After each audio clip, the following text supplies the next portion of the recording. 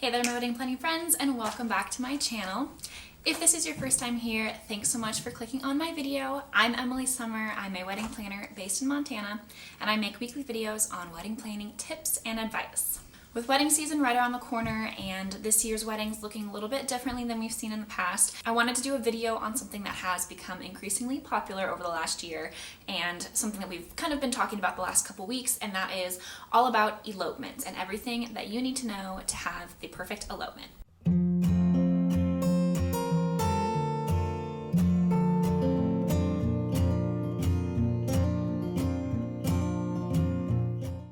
So first of all, an elopement is different from a micro wedding, which is something that we've talked about before, and if you haven't seen that video, I'll link that above. So whereas a micro wedding is basically your traditional style wedding just on a much smaller scale, an elopement is traditionally, elopements were known to be where the bride and groom typically run off alone together and get married and usually have a witness or two there.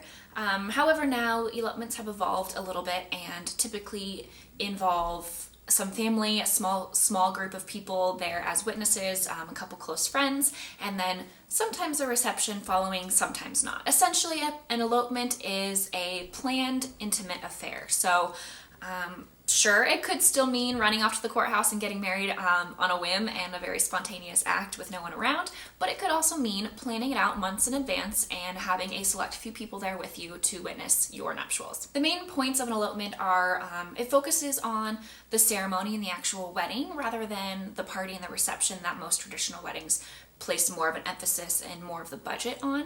So if you're trying to get married and not wanting to spend a ton of money, this is a great option for you because you won't have to plan the reception or a whole, celebration party dinner afterwards if that's not something that vibes with you. I know right now a lot of people are being forced into having some sort of an elopement style wedding rather than a big traditional wedding. However, there are a lot of advantages to having elopement at any time.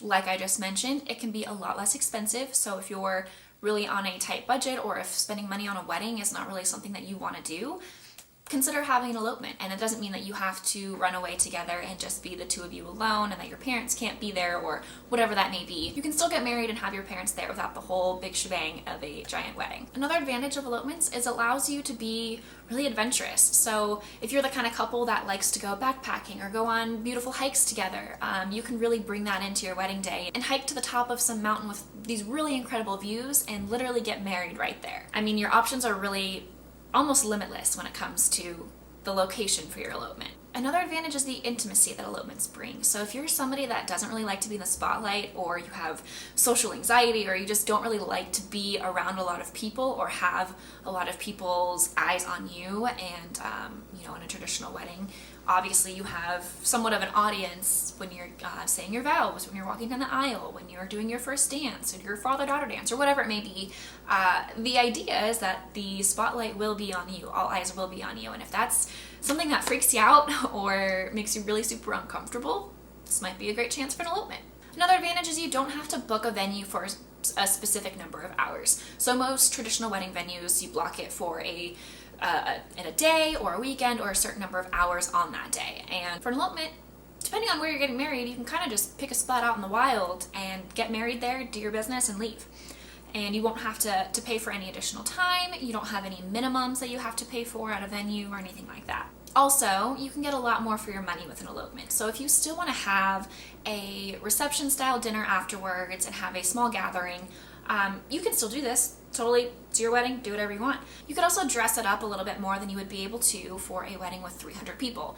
Because, like I've mentioned in many, many videos, your guest count is really what dictates the overall budget of your wedding, and how much you're going to be able to spend or save on your wedding really goes hand in hand with how many guests you invite. So the smaller number of guests means the smaller amount of money you're going to have to spend, but it also means that you have more money to spend on these guests. So if you want to have a really beautiful Pinterest style dinner table set up, if you're doing that for 6 or 7 people, it's going to be a lot easier to do than having a setup like that for 150, 200 guests. So we've talked about a lot of the advantages that come with an elopement if that is something that interests you. So now let's talk about how do you do it? How do you execute an elopement? Since this is something that has become increasingly popular, a lot of vendors now have elopement packages. So if this is something that you're interested in, figure out whether you want to go with an elopement package with vendors or if you want to create something custom. So, you know, a lot of photographers will have elopement style packages, a lot of videographers, and also planners. So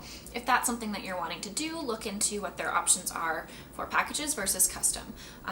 The advantage here would be if you plan on having a more full day experience, if you're going to be hiking into a national park or somewhere that's going to require a lot of transportation or time, then you're probably better off doing some sort of package through these vendors because they will be a little bit more knowledgeable on the time that it takes to go to those places and the amount of time and light and all of that good stuff that goes into executing that. So the first real decision that you need to make regarding your elopement is the location. As we mentioned at the beginning, an elopement is very ceremony focused. So the location of where you plan to actually have your elopement is probably going to be the number one priority on your list. So figuring out if you want to have it in your backyard or if you want it to be a little bit more adventurous and have it in a really scenic location that maybe you have to hike to.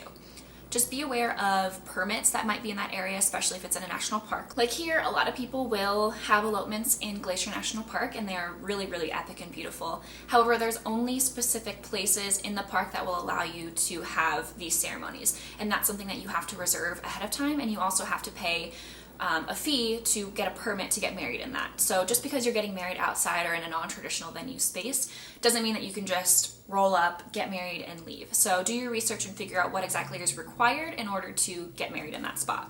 Next, you want to figure out who's going to be in attendance. So are you going to have just one or two people?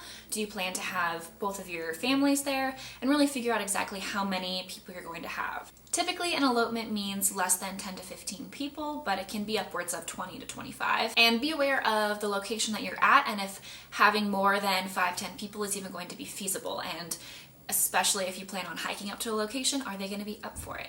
So think through those things and figure out exactly who you plan to have and what the requirements are going to be to get there. Going off of this also is determining what rentals or what items you might need. So if you were going to get married at a traditional venue, they might have tables and chairs available for you or available to rent through a third party. If you're getting married outside or in a park or something like that, you're going to need to bring in chairs for people to sit, and that's something that you need to determine. You know, sometimes with an elopement, people won't even sit, they'll just stand around a spot, especially if you're at a mountain peak or something like that. So deciding whether you're going to need something for guests to sit on, or if you're going to need any sort of structure or any sort of rental items, anything to indicate your altar, if you're going to do any sort of unity ceremony and need a surface to set things on up there, if your officiant needs some sort of surface to have your vows or whatever it might be, just figuring out exactly what you need and having a plan to get it there, because again, you're going to have very limited resources. You're not going to have someone to pick up and drop off like you would at a typical wedding venue, and so making a plan to figure out what you'll need at the location and how to get it there, as well as how to get it away from the location. Okay, this one's big. Make sure it's legal. A lot of people will choose to go to a destination to have an elopement, and that is fantastic. Just make sure that the way that you're doing it actually ends up in you being legally married. So do your research on maybe where the state that you're from and the state that you're getting married in, or the country that you're getting married in, and how to do that legally. So this varies based on every state, this varies based on different countries, and so I can't really sit here and tell you what the legalities are for each place. So just make sure that you're doing your research on that, and that something that is legal in your state where you currently live may not necessarily be legal in the state that you plan to get married in. So save yourself from any surprises there and do the research beforehand and make sure that you have everything that you need in order to have a legal binding marriage. The last thing that I really have to figure out is determining whether you want to have a reception after the ceremony and whether you want that to be right after the ceremony or sometime down the road. So what I'm seeing a lot right now is a lot of couples are choosing the elopement route and might have a small dinner afterwards with just parents, close family, and maybe a couple of friends, and then planning a larger reception 1 year or 2 years down the road.